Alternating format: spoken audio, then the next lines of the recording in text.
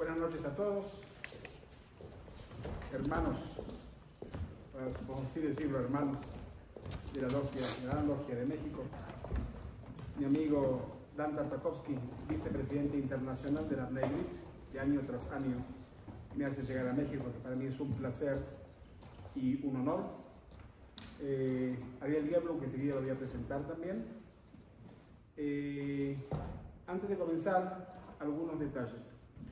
No traten de leer mi letra, por lo tanto les digo lo que escribí con mucho cariño. Mi firma en hebreo, Mario Sinai, México 28. Yo mismo no entiendo la letra. ¿Okay? Tengo otro libro que estoy presentando acá y a los que se los traje de antemano dedicados, lo firmó mi señora, que tiene buena letra y se puede leer, porque lo mío es ileíble. Entonces, eso es lo que le escribí a cada uno de ustedes y verdaderamente es con mucho cariño. Aprovecho también para agradecer a Francisco y a Dan, que han publicado el libro, que es para mí un honor, es mi libro número 21 del tema, y cada libro nuevo es como un hijo, es el nacimiento de un hijo nuevo. Además, muy linda calidad, y muy lindo papel, y muy linda tinta, de muy buena calidad. Quiero ser totalmente sincero con ustedes. Hace 4 meses me llamó Dan y me pidió venir a hablar sobre el tema de los masones durante la Segunda Guerra Mundial. Le dije, Dan, no te puedo ayudar. No tengo la menor idea. Nunca escuché del tema. Y Dan, que todavía no conoce la palabra no en su diccionario, no entra la palabra no en el diccionario de Dan, te da órdenes y te dice, investiga. ¿Para qué te llamé? Investiga. Y me agarró en un muy buen momento que también tenía tiempo y ganas y empecé a leer, pero el tema me atrapó. Porque si no me hubiese atrapado el tema, me hubiese dicho, Dan, lo lamento, pero no lo puedo hacer. Pero el tema me atrapó y me impactó. Y durante 1 mes y medio, de 7 de la mañana a 10 de la noche, estaba enfrascado en el tema y el resultado en realidad es el libro. Si ustedes notan, y para que no me acusen de plagio, pero por mí mismo, por ética moral, que dice recopilado por Mario Sinai. O sea, yo no investigué nada nuevo que no estaba escrito.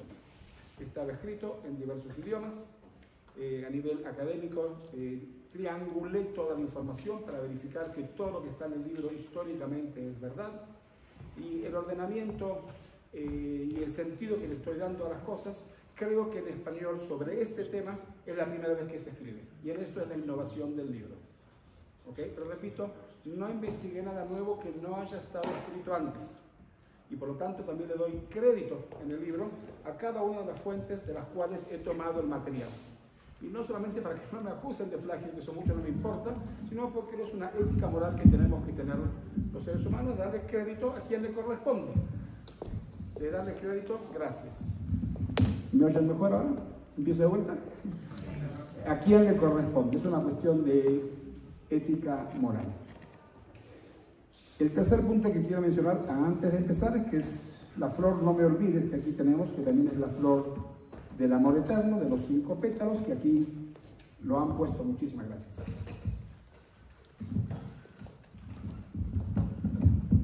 Que aquí lo han puesto tan bellamente en la mesa. Un segundito para tenerlo bien.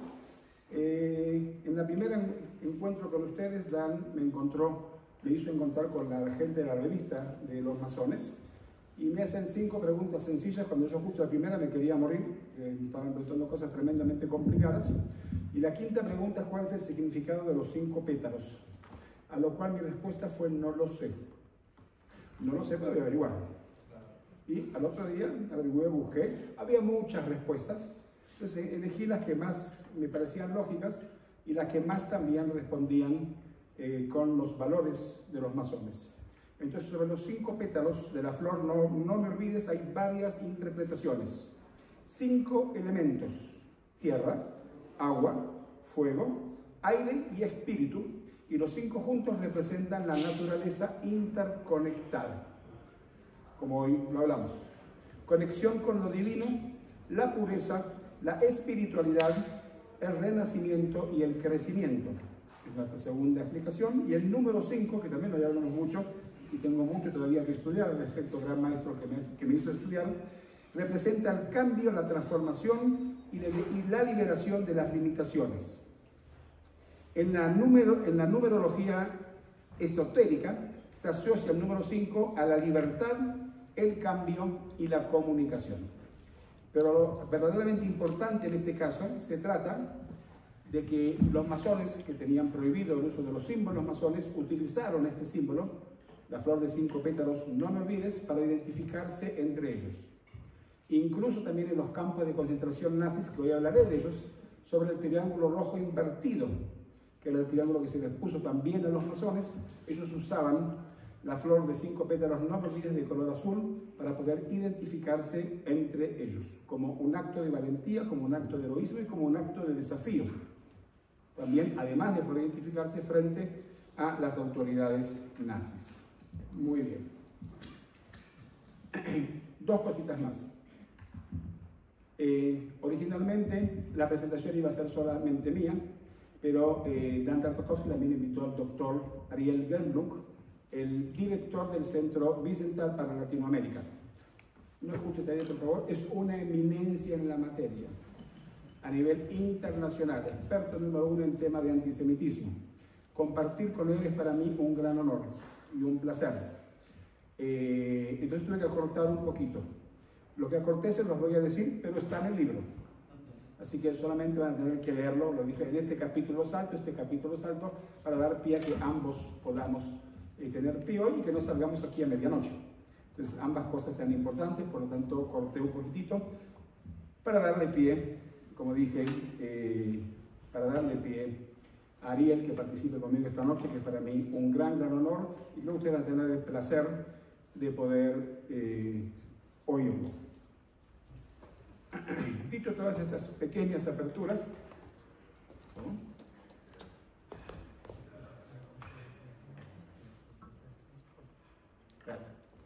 Muchas gracias.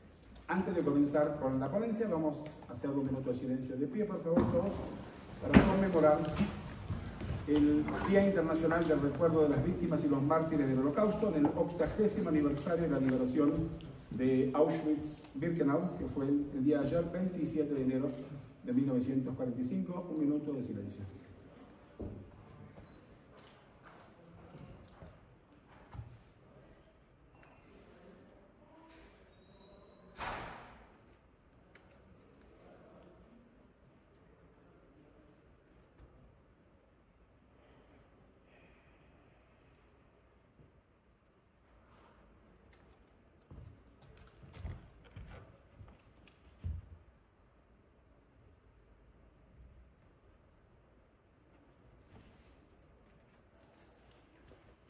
Pueden tomar asiento.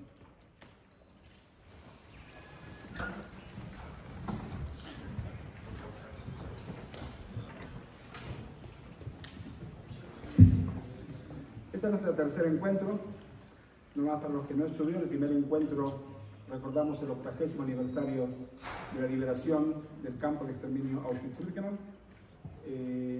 Casi que no mencioné el tema de los masones. En la segunda clase hablamos, el segundo encuentro, hablamos sobre la persecución de las minorías durante la Segunda Guerra Mundial, comenzando con la famosa frase del Premio Nobel de la Paz sobreviviente del Holocausto, Elie Wiesel, que dijo: no todas las víctimas fueron judíos, pero todos los judíos fueron víctimas. Entonces, conmemoramos a todas las minorías, comenzando por discapacitados físicos y mentales, disidentes políticos, homosexuales, testigos de Jehová, gitanos, masones, etcétera, etcétera, etcétera. Hablé muy poquito de los masones, pero sí hablamos de la persecución antes de la era nazi en España, Italia fascista y España de Franco. Ese tema ya lo tenemos abordado, los que no estuvieron me disculpo, ya lo hablamos, y ahora vamos a hablar qué pasó en realidad en Alemania. En las tres clases, los tres encuentros lo dije y lo vuelvo a decir porque me parece crítico y volverlo a escuchar por tercera vez no es grave. En una Europa ensangrentada por la guerra de religiones, que enfrentaron a católicos y protestantes, los masones trataban de combatir la ignorancia y el fanatismo religioso mediante la educación y la filantropía. Hitler basó su odio a la masonería en la creencia de que a través de ella los judíos eludían las barreras raciales y legales que los marginaba en la sociedad europea. Y la paradoja histórica es que justamente fueron Winston Churchill, Franklin Roosevelt y Harry Truman, los tres masones, quienes derrotaron a los nazis junto a Joseph Stalin, que era un fanático antimasón. Muchas gracias. Era un fanático antimasón. Gracias. Gracias. Lo próximo que quiero hacer, a pesar de que no es el lugar, pero quiero poderles ya dar las estadísticas para que tengamos el marco de las estadísticas que son impactantes. El número de masones en los países ocupados por el régimen nazi, que fue prácticamente toda Europa, se estima en 800.000. Y 800.000 masones en Europa. El número exacto de cuántos masones fueron asesinados no está claro y hay discusiones históricas, como en términos generales en tema de los números en todos, pero el número más bajo se estima entre 80.000 masones que fueron asesinados y 200.000. Si vamos para el número más bajo, el 10% de los masones europeos fueron asesinados. Si vamos al número más alto, el 25% de los masones, o sea, 1 de cada 4 fueron asesinados. Ese es el número matemático, que quería que esté en presencia antes de comenzar. Muy bien. Los masones, ahora sí vamos, en la Segunda Guerra Mundial, cuando los nazis llegaron al poder, la política hacia los masones al comienzo fue ambigua. Las logias masónicas fueron consideradas instituciones peligrosas para el Estado. Hitler basó su odio a la masonería en la creencia de que a través de ella los judíos eludían estas barreras raciales que los marginaban de la sociedad europea. La ideología nazi era antimasónica debido a las tendencias anti-intelectuales y anti-elitistas. Los nazis afirmaban que los masones de alto grado eran voluntarios miembros de la conspiración judía, y la masonería, junto con los judíos, fueron la causa de que Alemania fuese derrotada en la Primera Guerra Mundial. Las logias se propugnaban la tolerancia y la igualdad y tenían conexiones internacionales o conexiones a través de sus líderes con los socialdemócratas, con los demócratas liberales, y fueron objetos de persecución del régimen nazi. El régimen tenía la intención de excluir a quienes se negaban a renunciar a sus conexiones masónicas. Ya a principios de 1934, el jefe del sistema judicial del partido nazi dictaminó que los masones que no abandonaran sus logias antes del 30 de enero del año próximo no podían unirse al partido nazi. Ese mismo mes, el ministro de Interiores prusiano, Hermann Göring, emitió un decreto en el que se instaba a las logias a disolverse voluntariamente, pero exigía que esas acciones voluntarias se le presentasen para su aprobación.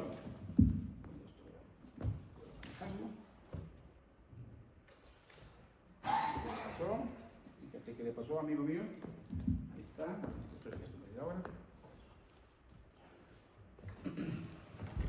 Gracias. Bueno, gracias. Las logias y sus filiales en varias ciudades de Alemania se vieron expuestas a la violencia arbitraria de las unidades locales de las SS y las SA de la Gestapo.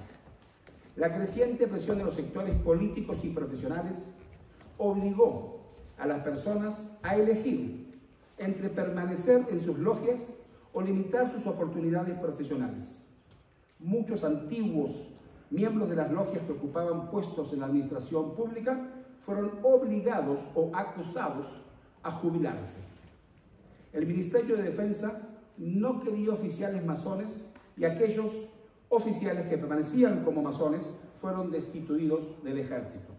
En mayo de 1934, el Ministerio de Defensa prohibía la afiliación a las logias a todas las personas dentro del ejército, por supuesto, tanto sea soldados como civiles. Durante el verano de 1934, después de que Heinrich Himmler y Reinhard Heydrich complementaron la toma del control y centralización de la Gestapo, la policía alemana cerró por la fuerza muchas logias masónicas y sedes de filiales de los masones, confiscó sus bienes, incluidas las bibliotecas y los archivos. El 28 de octubre de 1934, el Ministerio de Interiores del Reich, William Frick, emitió un decreto que definía a las logias como hostiles al Estado y por lo tanto sujetas a la confiscación de todos sus bienes. Y ahora viene la fecha crítica. El 8 de agosto de 1935, la masonería alemana dejó oficialmente de existir. Una obediencia se exilió en América del Sur, lo que hablamos la clase pasada, y otra al mandato británico de Palestina, lo que hoy vendría a ser Israel. Finalmente, el 17 de agosto de 1935, William Frick, ministro de Interiores, ordenó la disolución de todas las logias y ramas restantes y la confiscación de todos los bienes de los masones. Por lo tanto, durante la Segunda Guerra Mundial, la masonería fue prohibida por un edicto en todos los países que fueron aliados, ya sea con los nazis o bajo control del régimen nazi, incluyendo, por supuesto hasta además, a Noruega y Francia. Gracias. Sí, la próxima. Ahí está. Perfecto. Propaganda antimasónica se llevó a cabo en muchos países ocupados e incluso se realizó una película, que aquí la estamos viendo, llamada Fuerzas Ocultas en francés, sobre la masonería, donde se indicaba como maléfica y conspiradora. En agosto de 1935, Hitler anunció en el periódico del partido nazi, El Observador Popular, la disolución definitiva de todas las logias en Alemania. El odio a los masones llevó a los nazis a imprimir públicamente artículos que contenían caricaturas que hablaban de una conspiración judeo-masónica para dominar el mundo. Los carteles citaban: todos los judíos son masones. La propaganda nazi siguió vinculando a judíos y masones. La virulenta publicación de Julius Streicher en el periódico nazi Der Stürmer, que en español sería El delantero, el atacante o La tormenta, publicó repetidamente caricaturas y artículos que intentaban retratar una conspiración judeo-masónica. La masonería también se convirtió en una obsesión particular del jefe de policía de seguridad, la SD, Reinhard Heydrich, quien consideraba a los masones, junto con los judíos y el clero político, como los enemigos más implacables de la raza alemana. En 1935, Heydrich definió la necesidad de eliminar no solo las manifestaciones visibles de estos enemigos, sino de erradicar de todos los alemanes la influencia indirecta del espíritu judío y de los masones. Un residuo infeccioso judío liberal y masónico que permanece en el inconsciente de muchos alemanes, sobre todo en el mundo académico e intelectual. Había que limpiarlos de ellos.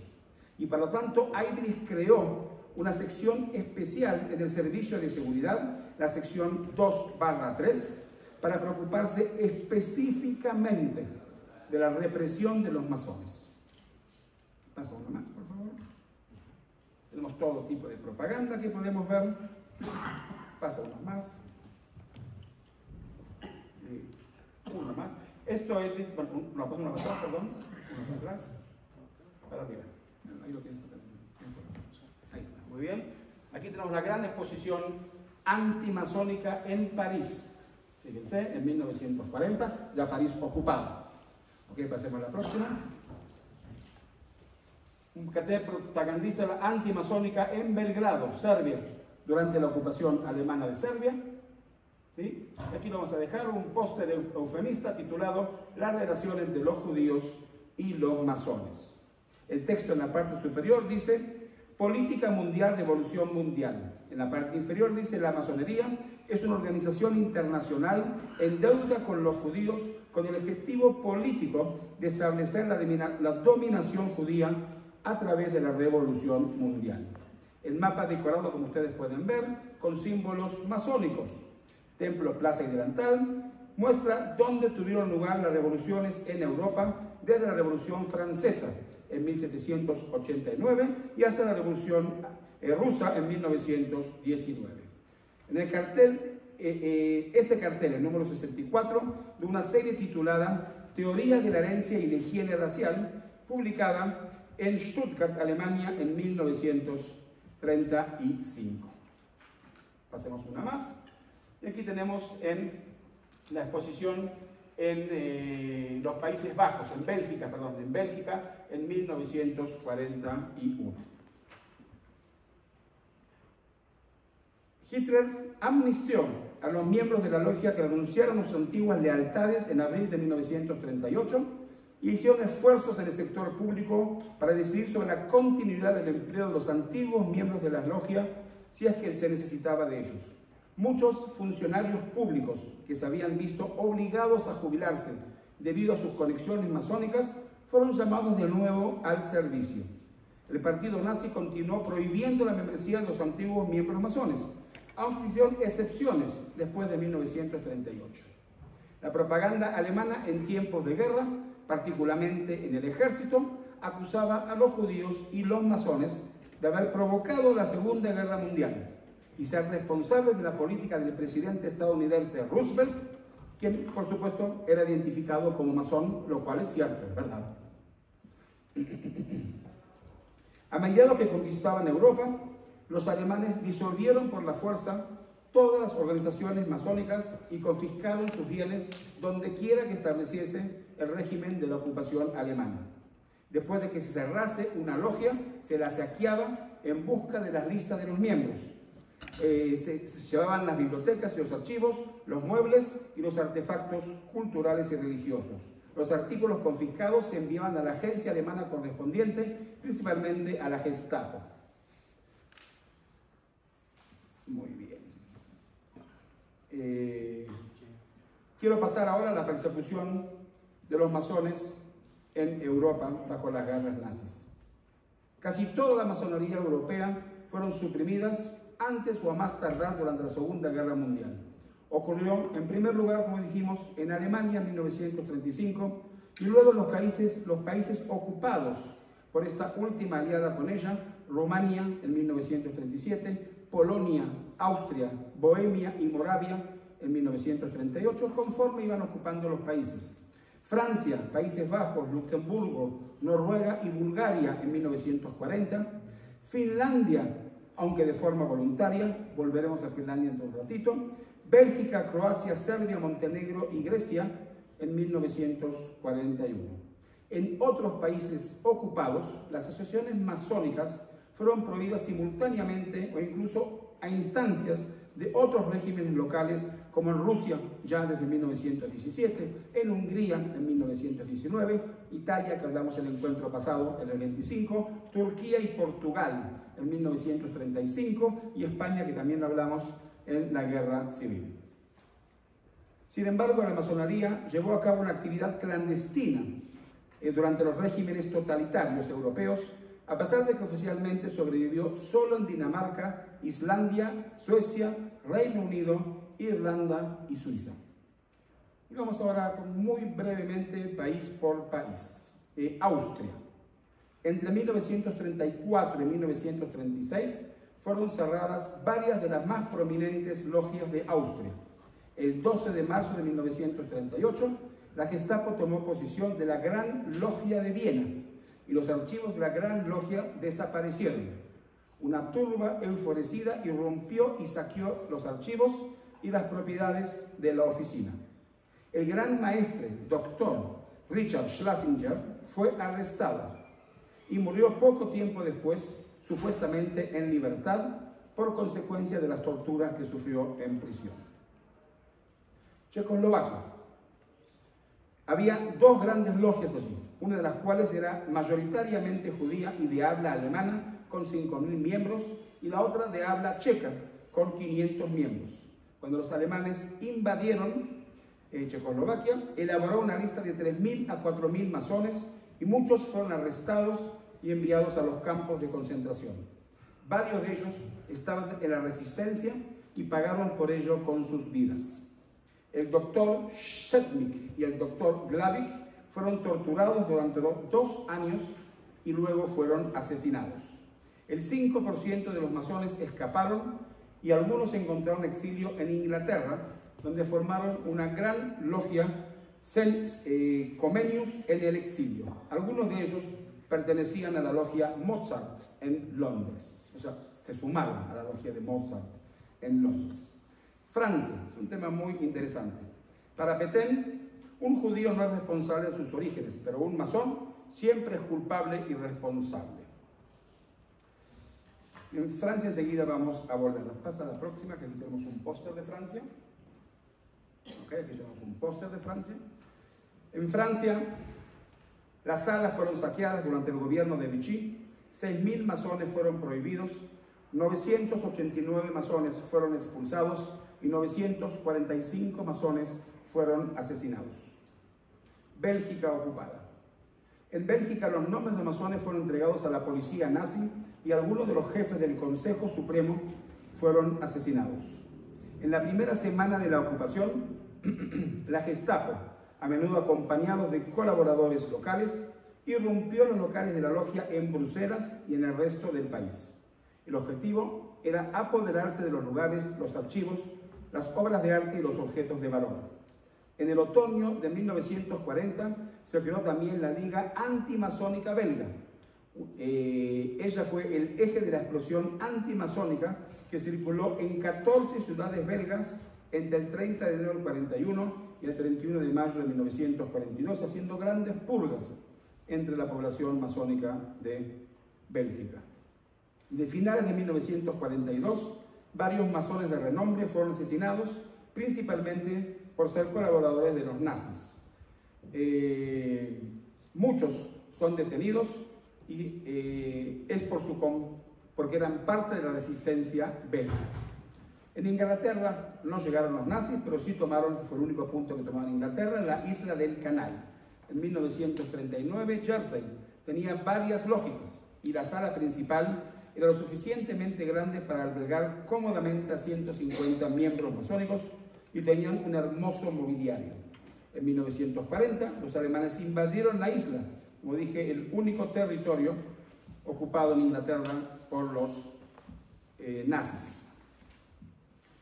Todas las reuniones se suspendieron por acuerdo con los alemanes y como acordaron con ellos, todo se dejó como estaba, siempre que el edificio se cerrase con llaves.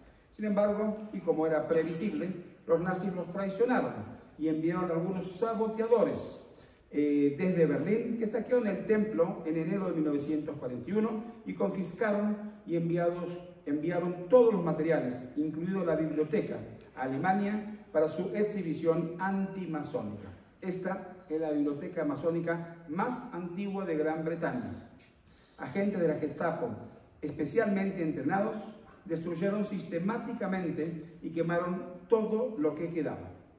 El templo principal se convirtió en una tienda de vinos.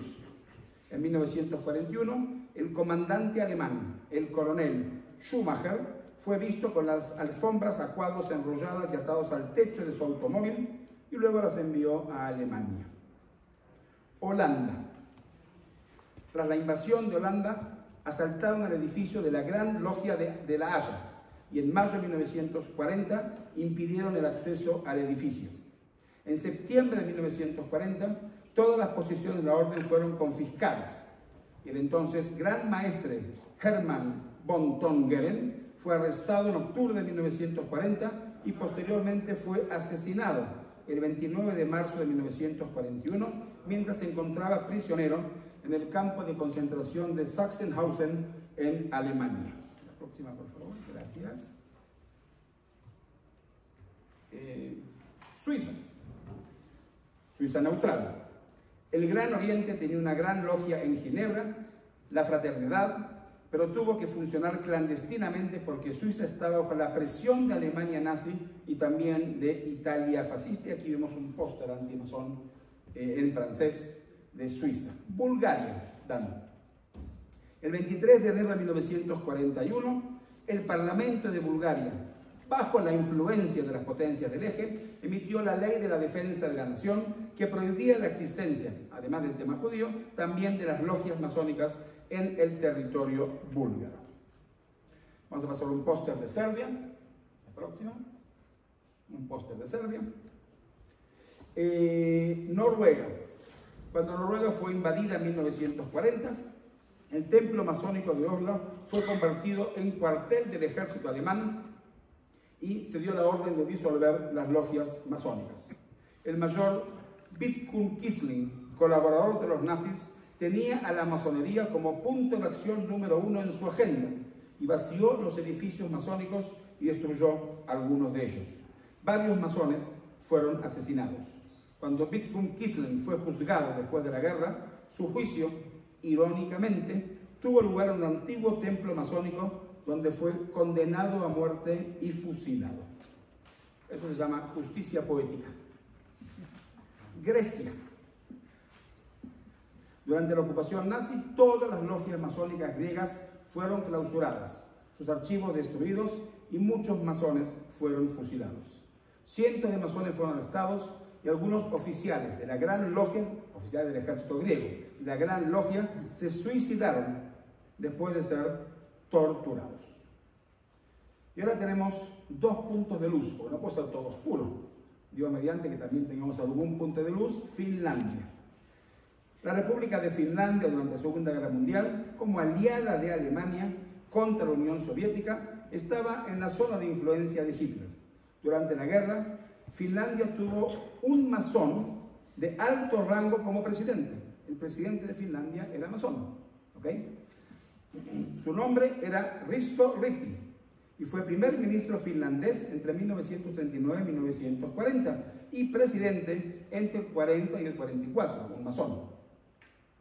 No hubo prohibiciones ni órdenes dadas por el gobierno finlandés o por los alemanes para terminar con las actividades masónicas en Finlandia. No las hubo.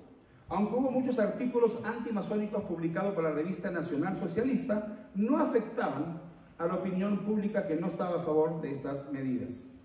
Los propios masones, ellos mismos, decidieron interrumpir todas las actividades masónicas por un periodo indefinido en Finlandia, porque se pensó que esto era de un interés nacional.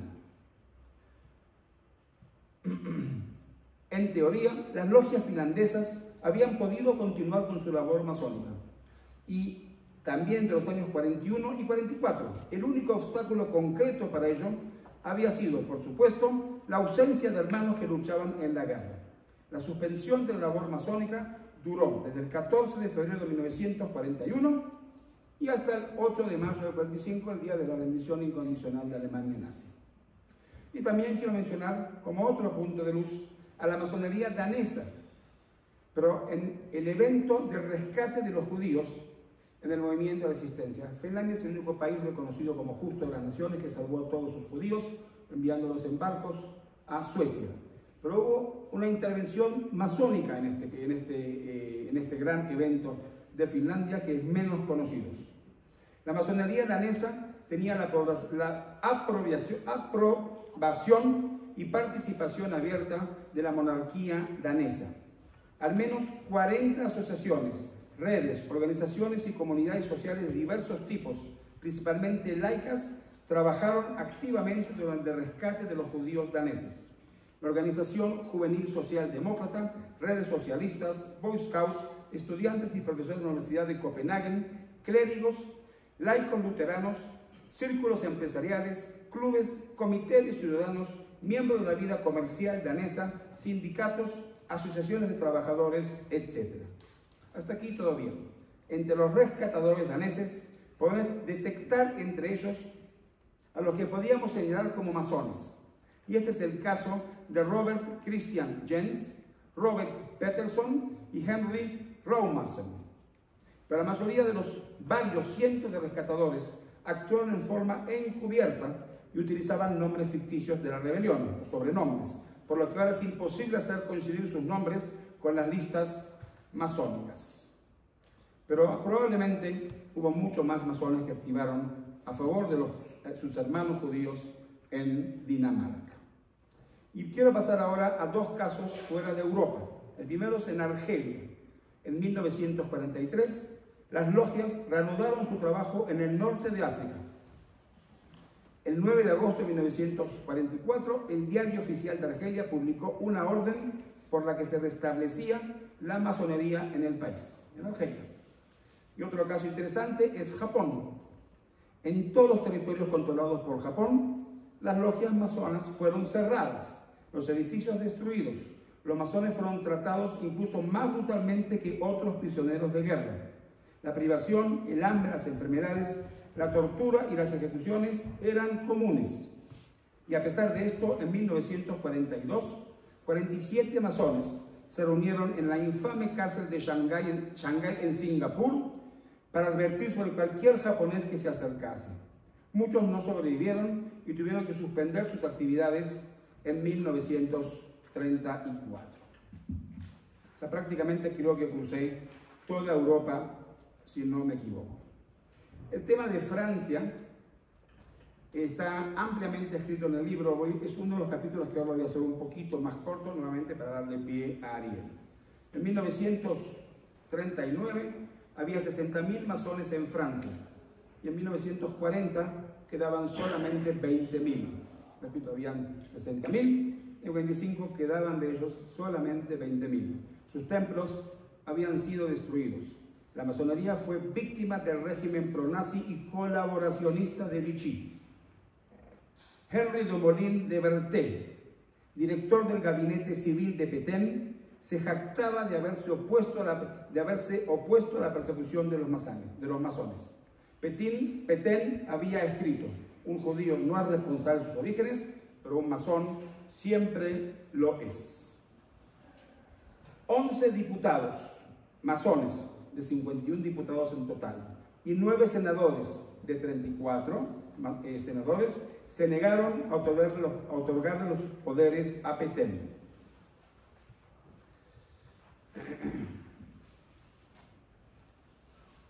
El 13 de agosto de 1940 se promulgó la ley que prohibía las asociaciones secretas en Francia. El Gran Oriente y la Logia fueron declarados nulos por el decreto del 19 de agosto de 1940 y el 20 de agosto del mismo año todos los funcionarios estaban obligados a redactar una declaración de que no pertenecían a asociaciones secretas.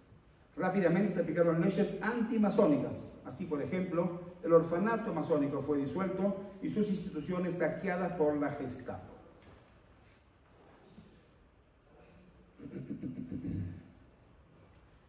Quiero hablar justamente del tema de la resistencia, que es en Francia quizá donde más tuvo presencia. A partir de 1940, los masones entraron en la resistencia. Todos los hermanos de las logias resistieron. Los hermanos se reunían en varias ciudades en pequeñas reuniones de 3 o 4 afiliados de todas las obediencias.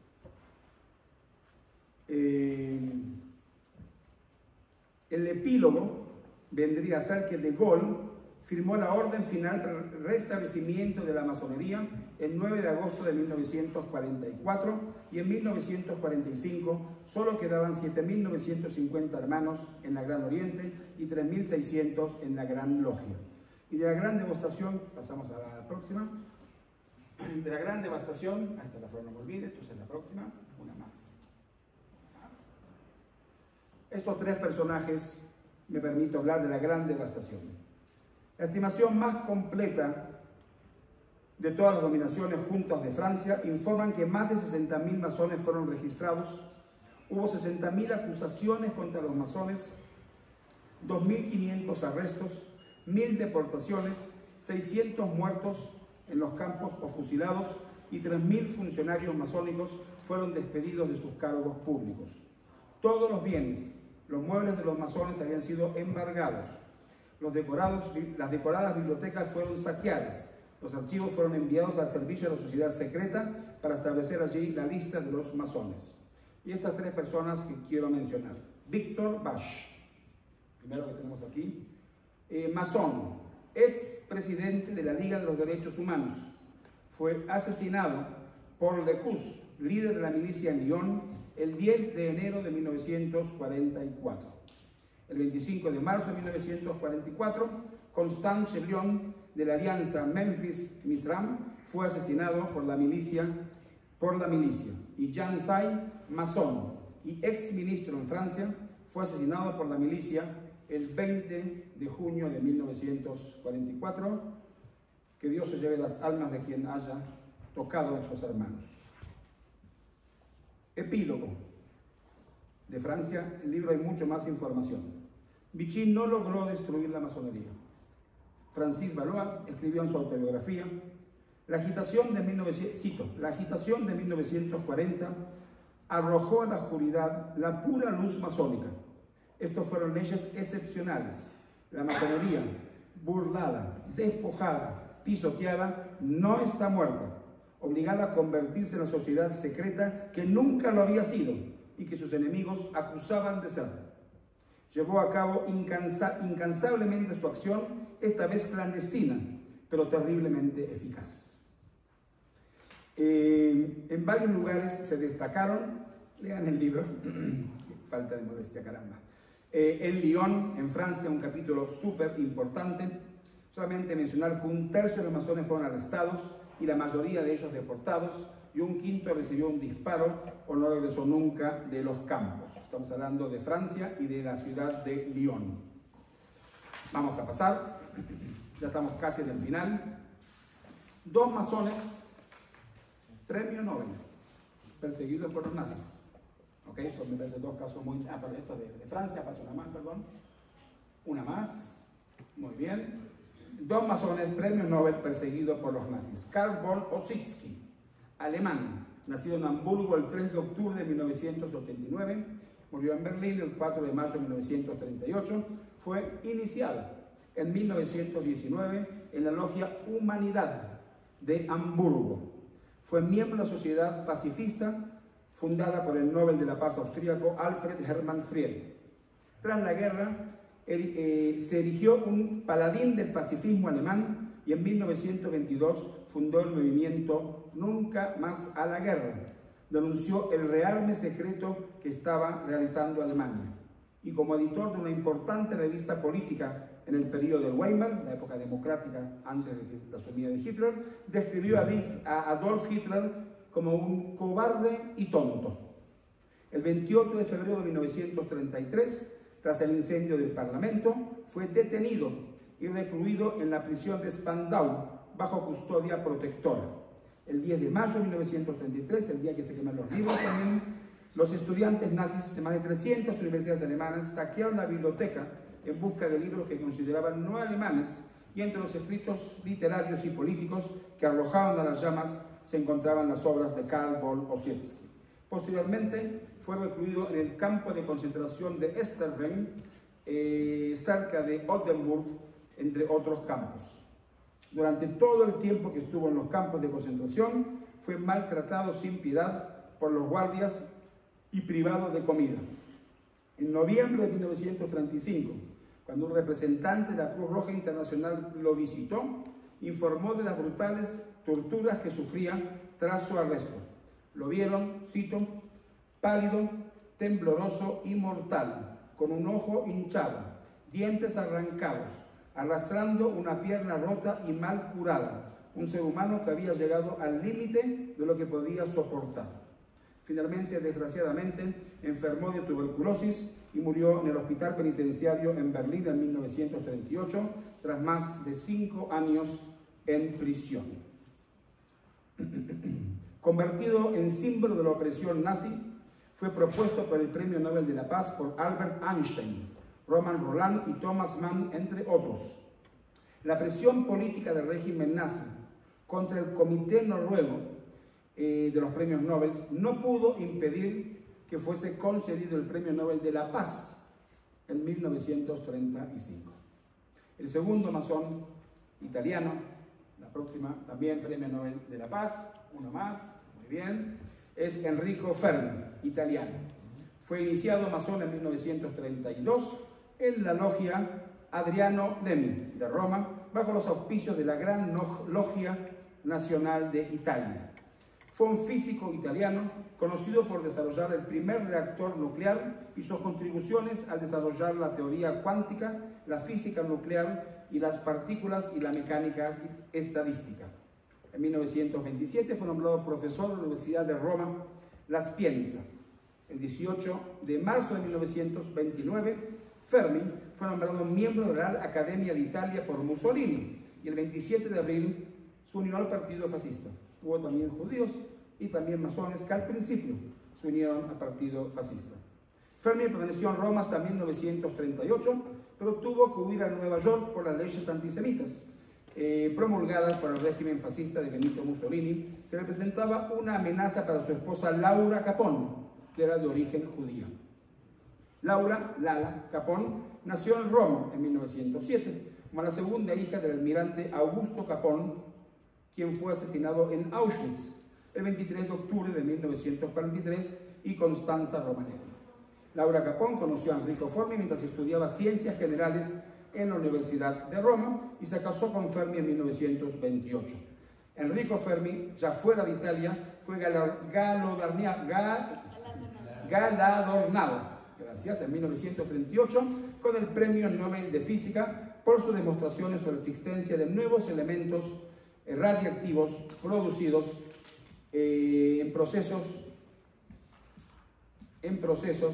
de irradiación con neutrones y por su descubrimiento sobre reacciones nucleares debidas a los neutrones lentos. No que entiendo lo que acabo de decir, ¿ok? Fermi fue parte del proyecto Manhattan, eso sí lo sé, y condujo la construcción de la primera pila nuclear, logrando la primera reacción en cadena controlada de física nuclear en la Universidad de Chicago. Y ahora vienen los 3 puntos más importantes de todo, a mi juicio, humilde juicio, pasemos. Y quiero hablar de los 3 casos específicos donde hubo organizaciones clandestinas masónicas en los campos de concentración alemanes. 3 casos muy conocidos, espero que ahora se conozcan un poquito más. Además de otros 14 campos de prisioneros de guerra donde hubo masones. Los 14 casos están en el libro que os voy a mencionar. Voy a terminar con esos 3 casos y una última palabrita sobre las bibliotecas. Y voy a tratar de ver si puedo mover aquí a esta mesa a hacer algo en relación a la biblioteca masónica que todavía se encuentra en Polonia. Los nazis usaron insignias en forma de triángulo como parte del sistema de identificación en sus campos de concentración. Se hacía más fácil la identificación de los presos. Los triángulos eran de tela y se cosían en las chaquetas y pantalones de los prisioneros. Los masones fueron identificados como enemigos políticos y su insignia fue el triángulo rojo invertido, como podemos ver acá. Al no poder usar sus propios símbolos, la escuadra y el compás que todos conocemos, los masones ingeniaron un nuevo modo de conocimiento usando la flor, no me olvides, sobre el triángulo rojo. La pequeña flor azul, no me olvides, fue el símbolo de identificación de los hermanos masones en los campos de concentración para no pasar desapercibidos entre ellos. Después de la Segunda Guerra Mundial, la flor, no me olvides, se utilizó como emblema masónico en la primera convención anual de las grandes logias unidas de Alemania en 1948, en el 2025 en la Logia de México, por primera vez. Tenemos 3 organizaciones que vamos a mencionar. La primera se llamó Libertad Querida, en el campo de Esterfeld. Libertad Querida fue una logia masónica conocida por haber funcionado dentro del campo de concentración de Esterfeld durante la Segunda Guerra Mundial. Fundada el 15 de noviembre de 1943, se formó dentro de la Barraca 6, después de la llegada del maestro masón Amédée Miklote. Espero mencionar bien los nombres y si no pido el perdón. Sus fundadores fueron 7 masones belgas y combatientes de la resistencia. Paul Hanson fue elegido como maestro de la logia en el campo y el hermano Fernand Herau fue iniciado por la logia.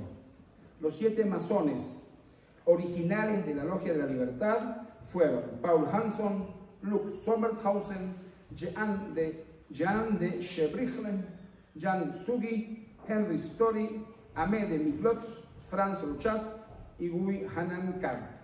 El nombre de la logia, Libertad Querida, se escogió según las palabras del centro de los pantanos traducidos, creados en 1933, haciendo referencia a la Marsellesa, difundiendo luego por los prisioneros políticos alemanes y retransmitiendo al extranjero donde habían sido traducidos y cantados por las organizaciones juveniles y demás, así como por los miembros de las brigadas internacionales. Vamos a pasar a la próxima. Gracias. Aquí tenemos unas culturas las que a mí mucho no me gustan, pero aquí tenemos a los 6 fundadores, los 7, perdón, de la logia. Pasemos a la próxima, la barraca 6. La barraca número 6 estaba ocupada por prisioneros, lo que se llamaba noche y niebla, extranjeros. Noche y niebla de aquellos que estaban destinados a desaparecer. Aproximadamente 85% belgas y 10% franceses. Había más de un centenar de prisioneros en la barraca número 6, donde estaban encerrados prácticamente las 24 horas del día. Tenían derecho de salir solo durante media hora por día bajo vigilancia. Durante todo el día los prisioneros trabajaban clasificando cartuchos de bala y piezas de radio. Los prisioneros políticos alemanes de la otra mitad del campo estaban obligados a trabajar en condiciones espantosas en las canteras de los alrededores. La alimentación era tan pobre que los prisioneros perdían un promedio de 4 kilos por mes. De paso, a mí me vendría bastante bien. Los masones celebraban sus tenidas o reuniones dentro de las barracas. Hacían ver que estaban trabajando y eran ayudados por un sacerdote católico que hacía a la vez de guardia del templo exterior, simplemente estaba afuera parado vigilando que no se den cuenta. Los domingos en las mañanas, mientras que los católicos se reunían al fondo del dormitorio para la misa, con ambos sacerdotes deportados, los hermanos reunían la logia en el otro cuarto de la barraca número 6, alrededor de una mesa que se utilizaba habitualmente para la clasificación de los cartuchos. Los deportados no católicos y no masones aseguraban a la guardia de la entrada de las barracas. Entre los temas abordados en las reuniones estaban las honras al gran arquitecto del universo, el futuro de Bélgica, la posición de la mujer en la masonería, entre muchos otros temas. Un monumento, pasa la próxima por favor. Aquí tenemos a la barraca número 6 como se veía, pasa la próxima, gracias. Un monumento creado por el arquitecto Jean de Salé, fue levantado por los masones belgas y alemanes el 13 de noviembre del 2004 en el cementerio de este lugar. El gran maestro de la fundación belga, Le Druit Humain, dijo durante el discurso: estamos reunidos hoy aquí, cito, estamos reunidos hoy aquí en este cementerio no para llorar, sino para expresar pensamientos libres en públicos. En memoria de nuestros hermanos, los derechos humanos nunca deben olvidarse.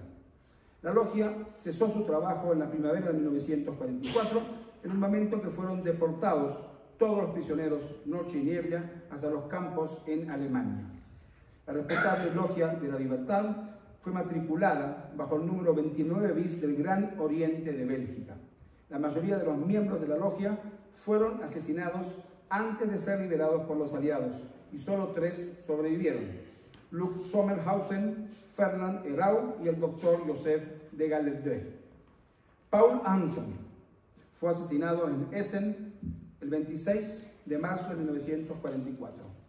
Guy Hannekart fue asesinado en Bergen-Belsen el 25 de abril de 1945. Jan Zuck fue asesinado en Buchenwald el 6 de mayo de 1945. Amédée Miquelot fue asesinado en Gross-Rosen el 8 de febrero de 1945. Franz Rochat fue asesinado en Untermatsfeld el 6 de enero de 1945. Jean-Baptiste Desiger fue asesinado en Gross-Rosen el 9 de febrero de 1945 y Henry Story fue asesinado en el campo de concentración de Gross-Rosen el 5 de diciembre de 1944.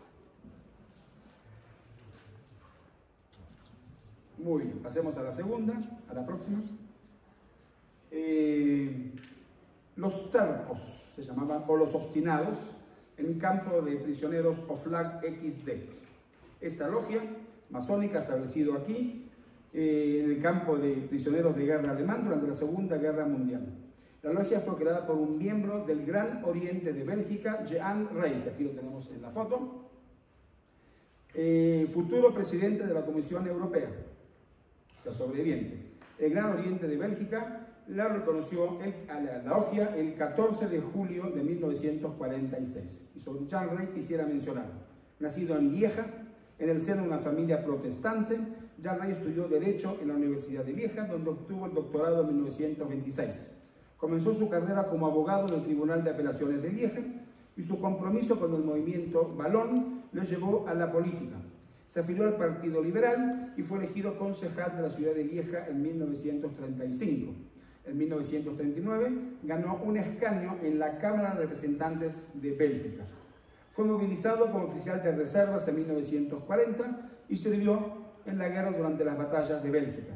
Fue capturado por los alemanes y pasó el resto del conflicto como prisionero de guerra, siendo internado en el campo de prisioneros de guerra Oflag XD, cerca de Fitzberg, donde fue miembro de la logia masónica clandestina de los obstinados. Y la última que quiero presentar, la próxima si puedes, gracias, es esto que estamos viendo, también el triángulo rojo invertido, los hermanos cautivos de Alag, un subcampo de Dachau. Alag era un subcampo, el más importante del campo de concentración de Dachau. Los deportados trabajaban allí en diversas obras de construcción, principalmente para una fábrica que ustedes nunca escucharon su nombre, la BMW, los automóviles, que tuvo allí hasta 3.850 reclusos trabajando en forma obligatoria, como prisioneros. El 6 de mayo de 1945, un grupo de masones, entre ellos George Junior, creó un taller masónico en el campo de Alag. Nacido este señor George Deunis el 27 de septiembre de 1903 en Valence, George Deunis es representante del material quirúrgico en Lyon. Masón, iniciado en la Gran Oriente de Francia en 1928, pertenece a la logia de los Amigos de la Verdad. Rápidamente encontró oportunidades para organizar acciones de resistencia, particularmente a través de la prensa clandestina. Radicales, socialistas y masones se comprometieron a hacer propaganda contra los alemanes y Vichy, y a través de folletos, periódicos clandestinos. Algunos, entre ellos Luis Pidrel, futuro alcalde de Lyon, y Georges Dunir, crearon el movimiento Le Coq Chain, que solidariamente estructuraron, se establecieron en Ródano y los departamentos vecinos. En marzo de 1942 comenzaron a producir y distribuir un periódico que lleva el nombre del movimiento, que aparecía hasta la liberación. Se establecen conexiones con Londres y reciben lanzamientos de paracaídas ingleses. También participan en el entrenamiento e instrucción de tropas armadas, la edición y distribución de folletos y la fabricación de documentos falsos. Gracias a la infiltración de resistencia de la sección especial para la represión de las actividades antinacionales creados en el Vichy, Junior fue advertido por una detención inminente y pudo escapar a la policía. Continuó su trabajo con el impresor Chevalier, que publicó varios números sobre esta prensa clandestina. Pero aparece una divergencia que ataca rápidamente a los comunistas y Junior, que es apropiado ayudar a todos los combatientes de la resistencia, que considera apropiado ayudar a todos los miembros de la resistencia, cualquiera que sean sus opiniones. Y a partir de entonces el equipo se dedicó por completo a sacar periódicos clandestinos que tenía una tirada de 30.000 ejemplares. Piddenor se convierte en director del periódico Le Coq Chain. Las reuniones en el apartamento de Denor, en la calle 74 de Cours de la Liberté, eran frecuentes y producían ideas y venidas que no pasaban desapercibidas. Además, su apartamento servía para almacenar cajas de ametralladoras lanzadas por los paracaidistas. Así también se guardaban tarjetas, sellos, folletos y periódicos falsos. Georges Benus, como lo entendemos, fue detenido el 21 de septiembre de 1942, condenado a 30 meses de prisión, fue encarcelado en la prisión de Saint-Paul en Lyon, luego en Aix y más tarde fue deportado el 20 de junio de 1944 a Dachau y luego a Alag, desde donde regresará. Volvió dañado físicamente. El 6 de mayo de 1945 fundó el taller de los masónicos con otros deportados en el campo de concentración de Alag, liberados días después. El taller lleva el nombre de los hermanos cautivos de Alag y Georges Dunard se convirtió en su secretario. En diciembre de 1945 regresó al Gran Oriente y en su logia original de Lyon ocupó el cargo de venerable. Georges Dunard murió en 1972. Y vamos a pasar a la última diapositiva.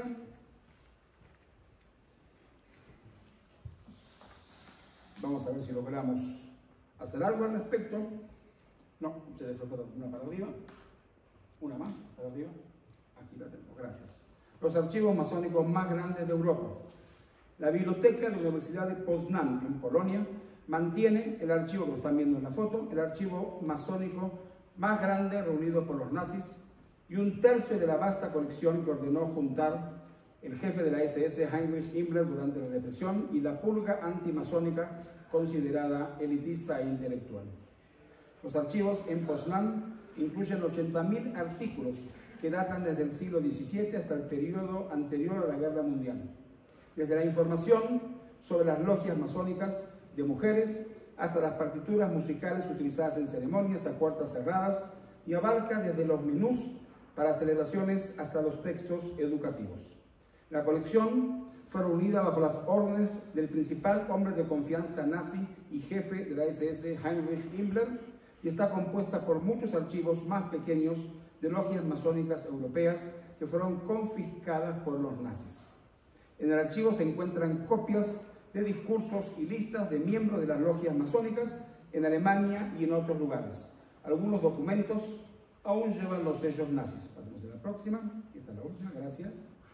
La biblioteca exhibe algunos artículos seleccionados, incluida la primera edición de la Constitución masónica que vemos aquí, la más antigua, escrita en 1723, 6 años después de la creación de la primera logia en Inglaterra.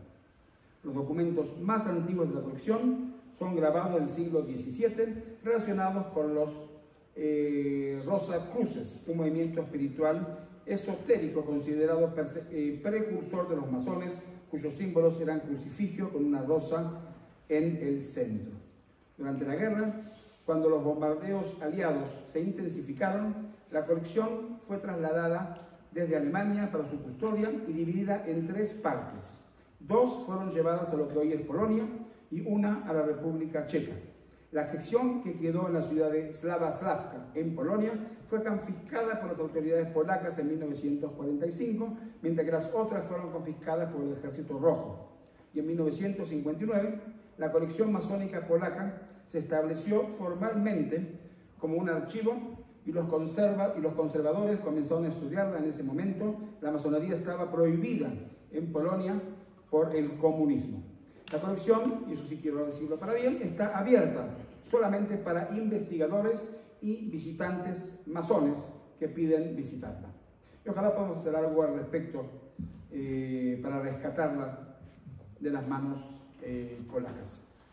El resto, léalo en el libro.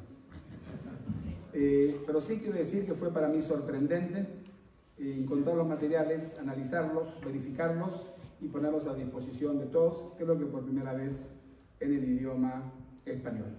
Tengo el gran placer y honor de invitarte, Ariel, a que des tu parte en esta presentación, el doctor Ariel Gerblum, director del Centro Wiesenthal para Latinoamérica, por favor.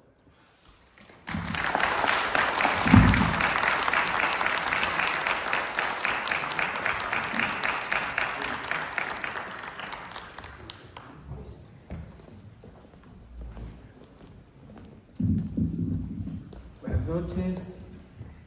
Como no quedó claro porque era en el momento del cambio, yo quiero que el aplauso sea para él ahora.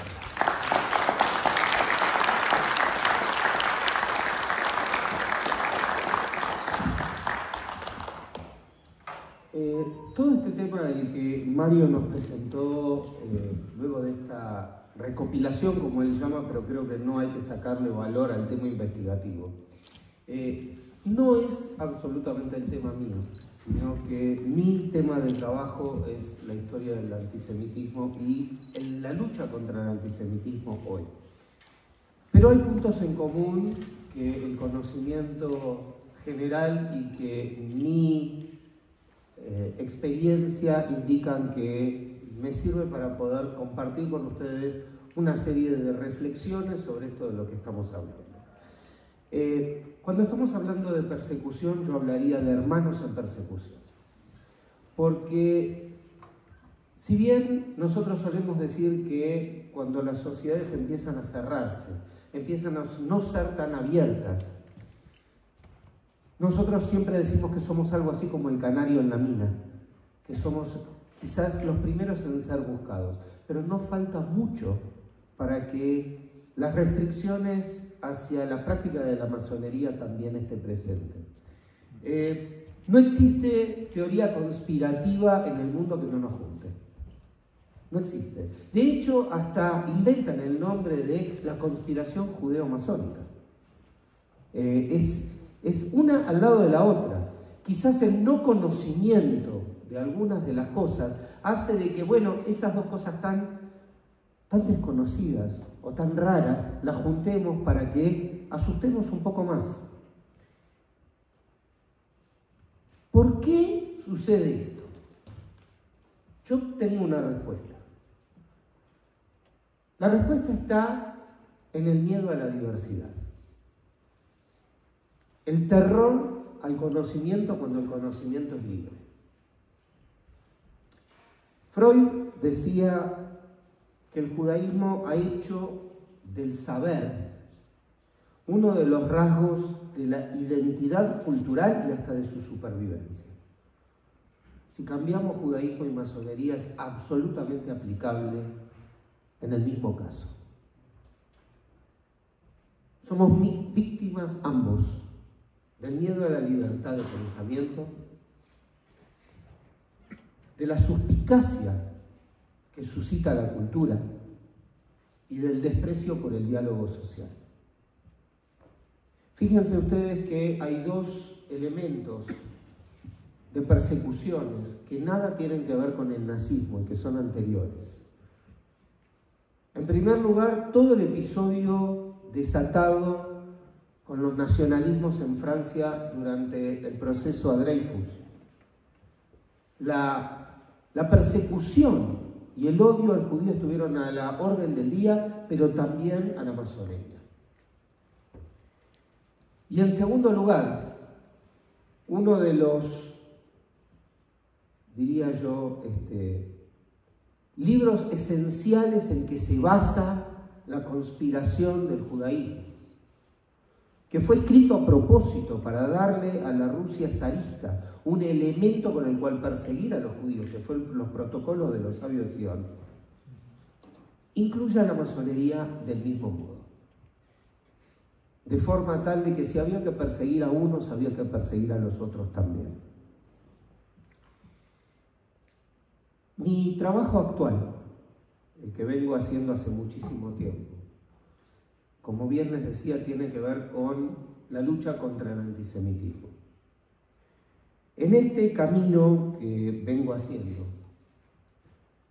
desde el año 2020, yo vengo trabajando en toda la región para que organismos de la sociedad civil y países y organismos supranacionales luchen contra el antisemitismo adoptando la definición de antisemitismo que elaboró un organismo internacional, no una institución judía, que se llama Alianza Internacional para el Recuerdo del Holocausto.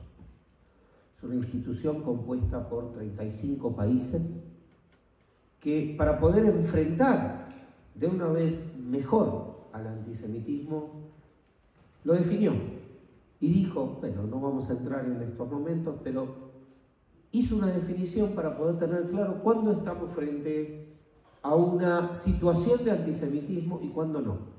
Porque una de las críticas o una de las defensas del antisemita es: a ustedes no se los puede criticar, todo les molesta, ¿cómo voy a ser antisemita si soy semita? Y muchas otras. Tener una definición nos puede poner en blanco sobre negro dónde estamos parados. Ustedes saben que el antisemitismo no es un monstruo que muta y no muere. Y desde el 7 de octubre del 2023 ha resurgido con la mayor fuerza desde el fin de la Segunda Guerra Mundial. Y en esta búsqueda que yo vengo haciendo de gente que nos reconozca como aliados, de que nos apoye, que apoye esta lucha, fue muy emocionante cuando el día 10 de noviembre de 2023.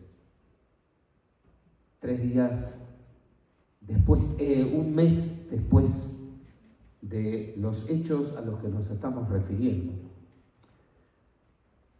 La masonería argentina publicó lo siguiente: en virtud del resurgimiento del antisemitismo en el mundo, la masonería argentina decidió tomar una serie de medidas tendientes a aclarar conceptos, condenar el antisemitismo y trabajar por su erradicación. Para ello, adoptamos la definición que realiza la Alianza Internacional para el Recuerdo del Holocausto.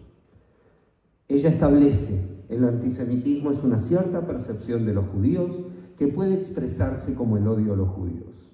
Las manifestaciones físicas y retóricas del antisemitismo se dirigen a las personas judías o no judías y o a sus bienes, a las instituciones de la comunidad judía y a sus lugares de culto. También se resolvieron una serie de acciones y actividades en el mismo sentido que se llevarán a cabo adelante en distintos talleres del país. Esta decisión se fundamenta en que nuestra institución se apoya en los principios de libertad, igualdad y fraternidad, que promovamos la tolerancia y trabajemos incansablemente por la utopía de la fraternidad universal. Esa utopía es nuestro horizonte y confiamos en que algún día sea nuestra realidad. Para afirmar esto, la Logia Argentina me llamó y lo publicamos en conjunto. Muchas gracias.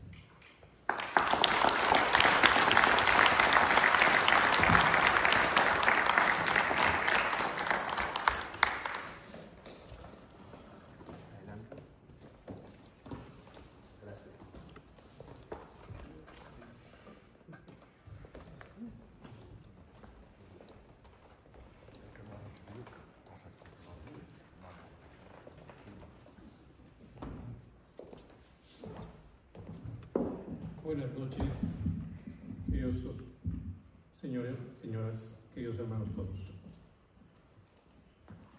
En esta ocasión, la Gran Logia Valle de México, por conducto de nuestro ilustre, poderoso hermano Dan Tartakovsky, nuestro ilustre Paz Emetísimo, gran comendador del Temple, Marco Enrique Rosales, y un servidor, trajimos como encomienda, y por supuesto, nuestro gran jefe, el muy respetable gran maestro de esta muy respetable gran logia, Ángel González Cruz, invitó para que fuera el primer momento de encuentro entre la masonería y el recuerdo del Holocausto. La masonería, como bien han escuchado, ha sido perseguida no solamente en una, en dos, en 3 ocasiones, no. Desde sus inicios ha sido perseguida. ¿Y cuál es el motivo de ello? El querer que la humanidad tenga el conocimiento, exprese su razonamiento y sea una humanidad libre. ¿Por qué nos hermana tanto el judaísmo y la masonería? Nosotros no somos los que inventamos el hilo negro. Nosotros continuamos con el trabajo que vinieron haciendo nuestros hermanos picapedreros, que formaron el primer templo de Salomón. Aquellos que a cal y canto construyeron esa gran obra y después de ser destruida la volvieron a reconstruir. La masonería, en su gran mayoría, está hecha a base de cábala. Casi todos nuestros grados están muy ligados a esa teoría, o ¿cómo le podríamos decir? guía, ¿no? Esa guía. Es por ello que hoy, 28 de enero de 2025 de la era vulgar, un día después de la conmemoración del Holocausto, así designado por la ONU, la masonería levanta la voz y hoy mi hermano Mario Sinaí nos pone en las manos este documento de recopilación, y aunque él dice que es únicamente una transcripción, no, es un documento de investigación fuerte que necesitaba la masonería el día de hoy para que tuviera conciencia de lo que nos hicieron durante la Segunda Guerra Mundial. Nuestro ilustre y poderoso hermano Dan Tartakovsky, por medio de sus medios y amigos a nivel mundial, nos hicieron favor de traer al doctor Mario y al doctor Ariel para que esta noche estuvieran con nosotros y nos pudieran exponer estas palabras y abrirnos un poquito más nuestro pensamiento y entrar en razonamiento, que es lo más importante, para que podamos hacer en un momento dado de nuestro pensamiento crítico algo superior. Nuestro doctor Ariel quizás no tenga los grados, pero aquí dentro de la masonería se le reconoce a los hermanos aún sin mandil. De mi parte, yo os reconozco como un hermano masón sin mandil, todavía, ¿sí? Agradezco su presencia y le doy la palabra, cedo la palabra a nuestro ilustre paz muy eminentísimo, gran comendador del Temple, Marco Enrique Rosales. Muy agradecido. Buenas noches.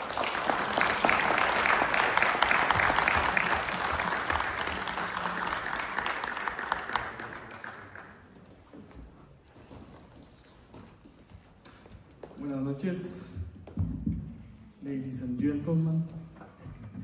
Gracias por estar en esta noche. Como ven, siempre me ponen dificultades para moverme. Me hacen subir escaleras, me traen de aquí para allá. Pero este es el esfuerzo mínimo que debemos de hacer cuando estamos buscando la luz. ¿Y qué debo de entender por luz? Mis deberes para con el Eterno, mis deberes para con todos ustedes y mis deberes para conmigo mismo. Eso es lo que yo he entendido todo este tiempo por esa luz que buscamos continuamente, que se nos habla y te vamos a dar la luz y la luz y la luz. Pero no podemos apreciar la luz si no entendemos esta oscuridad por la que pasó la humanidad. No podemos pasar a querer establecer un mundo de paz, de igualdad, si no reconocemos lo mismo que nosotros mismos como seres humanos somos capaces de hacernos. El problema aquí, siempre lo he dicho yo, es nuestro corazón. Nuestro corazón tiene tendencia hacia lo malo, sí, es un equilibrio, pero estamos aquí precisamente en esta orden que se llama masonería para que nuestro corazón no caiga hacia ese lado, no se incline hacia lo terrible, hacia lo malvado, sino al contrario, a la excelencia donde puede llegar el ser humano. Y aquí está un claro ejemplo. Son hombres de excelencia los que ven en esta mesa. No son cualquier ser humano que llegó a esta tierra para a ver qué pasa, a ver cómo me va, a ver qué hago, a ver cómo subsisto. No, vienen a entregar una parte de ellos, de experiencia, de vida, de amor, para todos nosotros.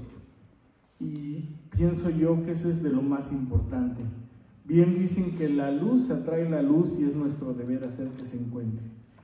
Recuerdo un pasaje, de repente tomo algunas lecciones de Torah, y el Jajam David Hanono mencionó una vez, precisamente en el Holocausto, que llegaron a un pueblo, no sé si fue a Bélgica o Holanda. Entonces un regimiento empezó a revisar las casas de un lado, partiendo del centro, se fueron hacia el sur, y el otro regimiento hacia el norte, pero nunca revisaron la casa del medio, y la casa del medio era de un rabino. Total, pasó, vino una segunda visita, y esta vez el comandante del regimiento entró y vio al rabino, y en la chimenea estaba una Torah. Y entonces le preguntó el de la SS precisamente, ¿qué es eso? Y él le dijo, un libro sagrado. Y le dijo, ¿y qué dice ahí? Y el rabino le contestó, no matarás. Y gracias a eso fue salvo. Entonces imagínense lo importante que es entender la Torah, entender lo que viene ahí, la luz que nos dejaron. Imagínense si se hubiera extinguido. Entonces también es nuestro deber cuidar ese libro que nos da luz a la masonería. Por eso bien decía nuestro querido y poderoso hermano, que casi, ¿no? Yo le diría que todo el rito escocés es pura cábala. Yo he tenido la oportunidad de estudiar la otra escalera, que es el rito York, y ahí es puro corazón. Y es esa conjunción lo que nos hace realmente percibir que el mundo, al día de hoy, si ustedes ven noticieros, ven TikTok, ven YouTube, ven todo, está muy agitado, muy agitado. El día de ayer estuvo bastante agitado en Alemania, bueno, en toda Europa, en contra también de América, o sea, se mueven muchas cosas. Pero si logramos como masones extender la luz, el amor, la fraternidad, y hacer este tipo de encuentros y llevarlo más allá de las fronteras de estos 4 paredes en un templo masónico, creo que podemos llegar a donde ellos han llegado, a esa pureza de corazón y de transmitir, hey, hoy es el día del mañana, así como lo dijo ahorita nuestro querido hermano, el día después, hoy es el día después. No vamos a vivir ya ni en el pasado ni en el futuro, es el hoy, el aquí y el ahora. Depende de nosotros lo que vayamos a hacer hoy, aquí y ahora, lo que la humanidad en el día de mañana hable de nosotros. Entonces yo les convino a que sigamos estudiando esta parte de nuestra historia como seres humanos, que hagamos siempre todo lo posible, incluyendo nuestra vida, para que no se vuelva a repetir con nadie. Gracias por esta oportunidad.